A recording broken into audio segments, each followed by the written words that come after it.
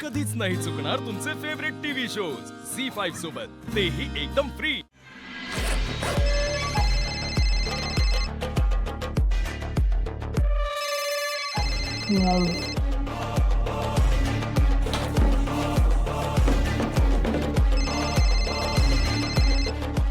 Hello Maugham. Aishwarya, काय चाललंय नेमकं तिकडे? मी सारंगला फोन लावतेय, त्याचाही फोन लागत नाहीये, तूही मला काही सांगत नाहीये। सारंग ओके आहे ना? Is fine. नाही, सगळं व्यवस्थित आहे। म्हणजे सारंग गरजेपेक्षा जास्त आनंदी असं म्हणायला काही हरकत नाही। म्हणजे मला नाही कळत आहे मॉम, ॲक्च्युली इथे आल्यापासून सारंग त्या फॅमिलीच्या खूप जास्त फॉर झालाय। हे कसं शक्य आहे? त्या मुलीचं नेमकं सत्य काय आहे त्याचे पुरावे गोळा करायला सारंग तिथे गेलाय, कळलं?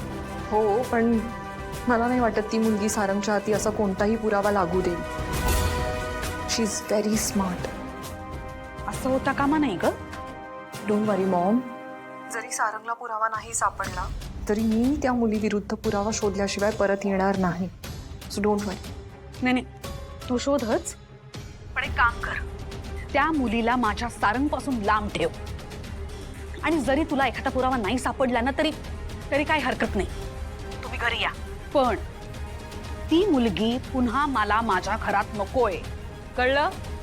Okay ma'am, take care, bye.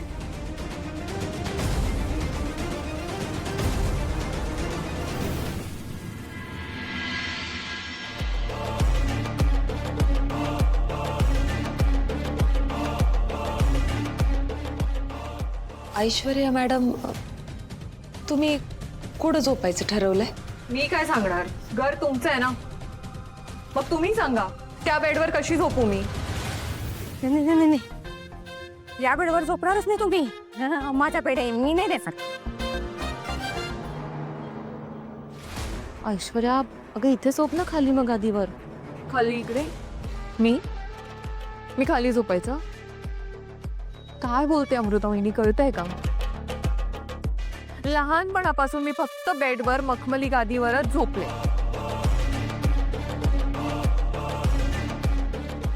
इथे कशी झोपू? काय झालं? सारंग, अरे ऐश्वर्याचं ठरतच नाही कुठे झोपायचं ते। हे बघ सारंग, प्लीज या बाबतीत तू मला अजिबात काही बोलू नको। मला शांत झोप गरजेची आहे आणि त्यामुळे मी खाली झोपणार नाही, मला सवय नाहीये। सो मी नाही ऍडजस्ट करणार। तुम्ही एक काम करा, तुम्ही माझ्या खोलीत झोपा, मी बाहेर झोपेन।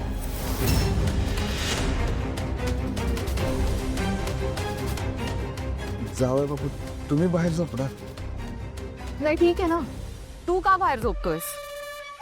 जर या घरात माझ्यासाठी जागा नसेल तर मीच बाहेर झोपते ना।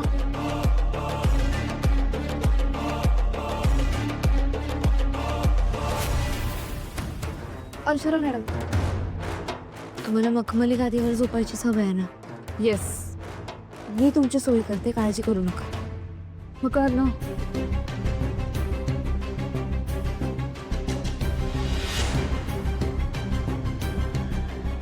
हो, आम जयंती अफा तरी कसला मऊ बेड आहे हो, त्याच्यावर झोपले तर माझी थंडीत पळून जाईल। कसलं श्रीमंत वाटतं ना। आपण करूया का आपल्या बेडरूम मध्ये करा असा? तोंड बंद ठेव जरा।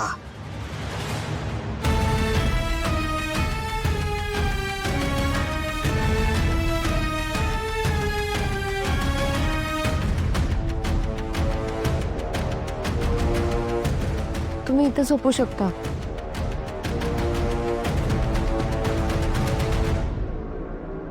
ठीक आहे, आय विल ॲडजस्ट।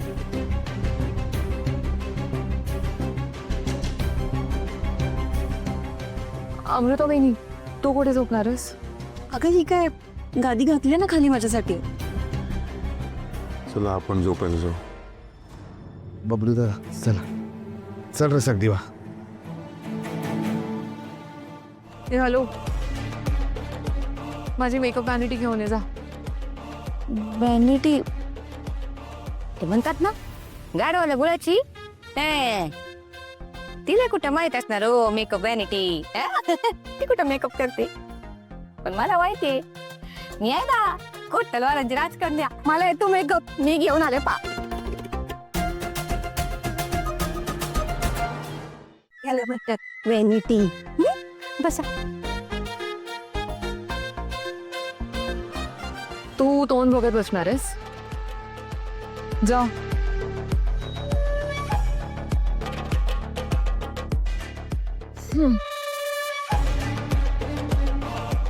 तुम्हाला सांगते ऐश्वर्या वाडव म्हणजे भागवतांची सून आहे ना म्हणून. पण कोटलवारांची राजकन्या बे मी. लय श्रीमंती आहे तिकडं. हा तुमच्या अर्घात रुबाब असतो ना का माझा तिकडं. हा पण इकडे कसं आहे, इकडे जरा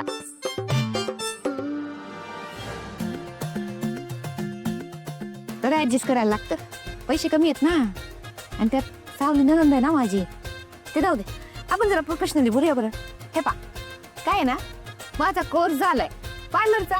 गावाकडे मोठं पार्लर आहे, तिकडे पार्लरचा कोर्स केलाय. सर्टिफिकेट बी आहे माझ्याकडं. हा तुम्हाला सांगते, मला सगळं करता येतं. ते तुम्हाला मॅनिक्युअर पेडिक्युअर लागतं ना, सगळं करता येतं मला.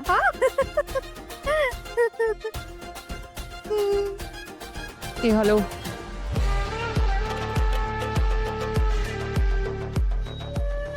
तुम्ही करा.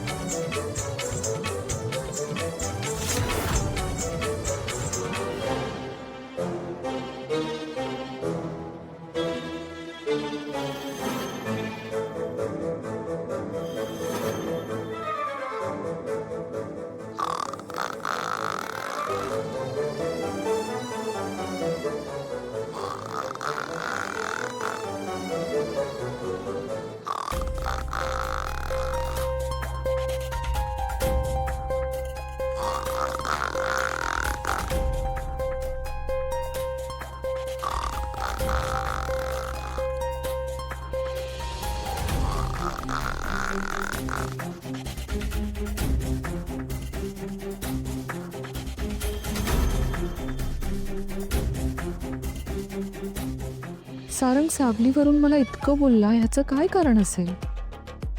त्यांची जवळीक तर झाली नसेल ना? सारंग इथे आल्यापासून थोडा चेंज झालेला दिसतोय. रिझन काय आहे ते मला शोधावं लागेल. झी5 ॲप डाउनलोड करा आणि पहा सर्व एपिसोड्स एकदम फ्री.